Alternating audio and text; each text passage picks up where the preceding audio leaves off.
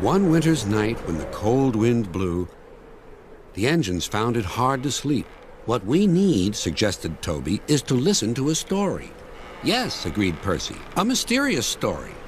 But, added Duck, it must have a happy ending. Driver told me a story, said Thomas, so everyone listened. Once upon a time began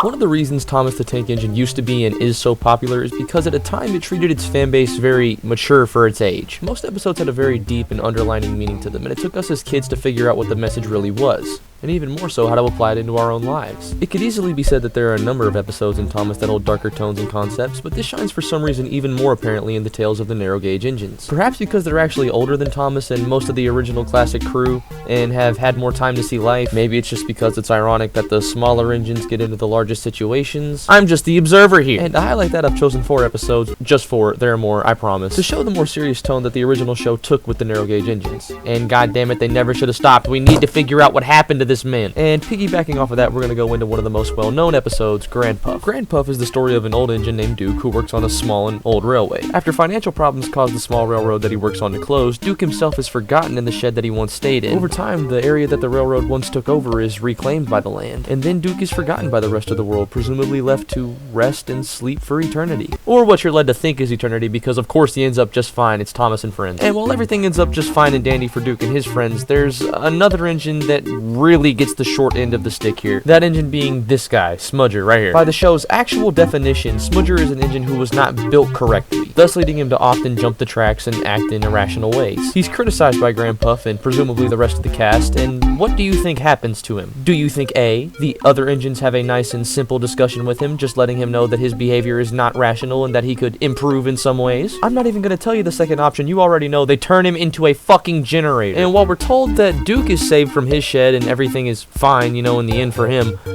nobody says that about Smudger. It's very obviously shown that the mine and station and literally everywhere on the entire railroad is closed, but nobody thinks about the actual living soul in the back of the shed. Nope, fuck that guy. He is a piece of the ground now. He is dirt. Like literally dirt. Just like he was treated. Now, the theme with Duke here is pretty easy to follow. Your friends will never forget you, I guess, as that's what happens with him. You know, his friends come back for him, a group of people come back and find him. But the theme that your friends will always come back for you and be there for you is immediately disproven with the engine that they literally left in the back of the shed to rot. They forgot about an entire soul. And look, I'm one of the people who would argue that Grandpuff is a classic. Like, this is one of the original Thomas episodes.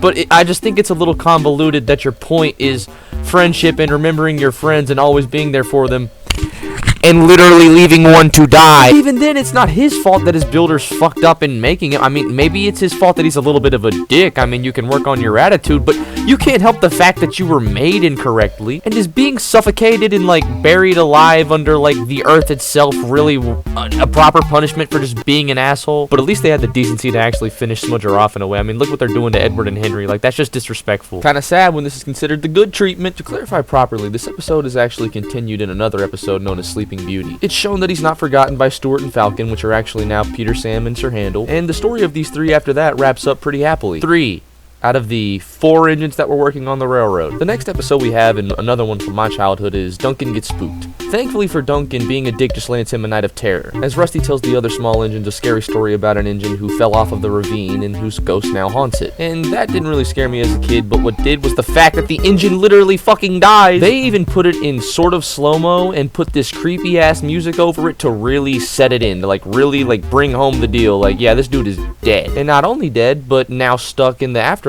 trying to cross over a bridge that he will never get over. Duncan seeing the scary story is, well, just that, a scary story, continues with his work in a valiant effort to show the other engines that he's not scared. However, at night the story starts to get to Duncan a little bit, and when he actually comes to the ravine, he saw flickering lights. His driver knew they were only insects that shine brightly at night, but to Duncan they looked like an engine.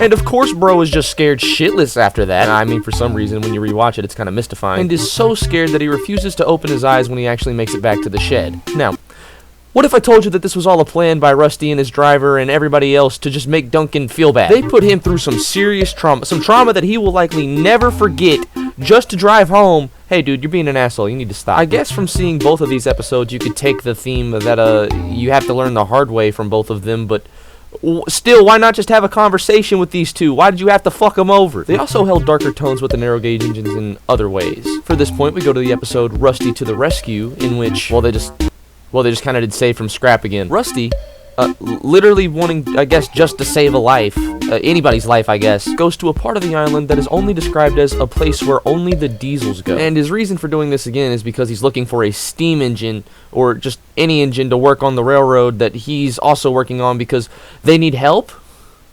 So they went to the place where only the diesels work to find a steam engine, and of course there's actually a steam engine just sitting there. Of course they actually find a fucking steam engine. Now, the engine that Rusty ends up finding is Stepney, and Stepney is a Bluebell engine. Coincidentally, Stepney is looking for a engine to help out on the Bluebell Railway, so this just works out perfectly. Also, for some reason, Stepney is very clearly scrapped and in not working condition, but still has a driver inside of him, just ready, just waiting. And of course, Rusty saves Stepney, and he ends up going to the railroad, and everything ends up peachy keen, right? Okay, so what's the dark tone? And believe it or not, it's not in any of that. It actually is in their portrayal of fucking hell. Now, there are plenty of creepy scrapyard scenes in classic Thomas, like, it's littered with them, but none of them did it quite right like Rusty to the Rescue, and let me show you why. Oh, what's that? But it was only the sounds of the lonely scrapyard. Diesels, silent and still, lined up on guard. Who are you? Rusty plucked up courage. I'm a shed and sidings inspection diesel. Have you any engines in the shed? No, none. Rusty rallied again. Then what about the sidings? One. We have one. Rusty grew braver still. Then I'll just go and inspect.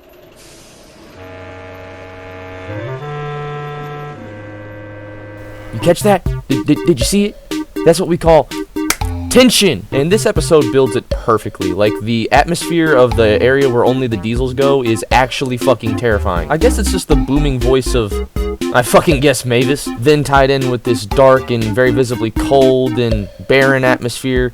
It's, well, creepy, and you really get the feeling that Rusty and Stepney shouldn't be there. A feeling that you get with most scrapyard scenes in Thomas, but I would argue is really brought home in this episode specifically. Also, doesn't it kind of feel like these diesels are just like keeping Stepney like hostage or some shit like that? Like, free my mans. Now let's look at one of my favorite episodes, Rusty and the Boulder. This episode basically tells us that Sodor does not have fucking any safety guidelines, and Rusty, being one of the engines now working at the new mine, is very rightfully so terrified about the giant fucking boulder that's on top of the mountain right next to the tracks and very visibly about to fall. Despite this, the railroad continues with their work with a new machine known as Thumper, and Thumper, in his thumping, I guess, knocks Boulder loose. None of the workers happen to notice this, however, so Rusty, who is just chilling one day, out of nowhere starts getting chased by the goddamn boulder that just falls onto the track.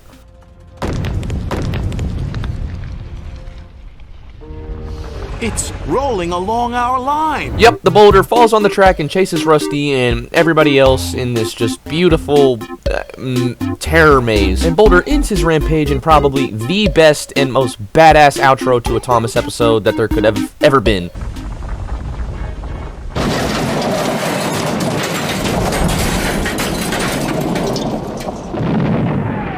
So yeah, basically Boulder comes down from the mountain just to ruin everybody's day and the entire functionality of the railroad. And after coming to survey the damage, Sir Topham Hatt then decides to close the mine. But see, Sir Topham Hatt knows something that we don't. And we know this because the only thing he has to say when he sees the damage is, We should have left this part of the island alone. yeah, clearly, dude, but why? Why are you saying that? We're also shown in sequences that Boulder himself kind of has a personality. A face will flash on him and flash off of him just as quickly as it came, thus giving Rusty and the audience the idea that, yeah, I don't think this is just poor planning on the railroad's part. You see, they never clarify why Sir Topham Hatt regrets coming to this part of the island as much as he does, so we're just left to think it's because there's a giant possessed boulder that's trying to kill everybody. And you know what? That's just fine with me. Just don't hold yourself like this proper gentleman, Sir Topham Hatt, because you got demons too. I guess the underlining meaning with this one is trust your gut, or something like that. I don't know. Explosions, motherfucker. And how come this shit only happening when the little dudes are around? Like, come on. Let me get something clear here.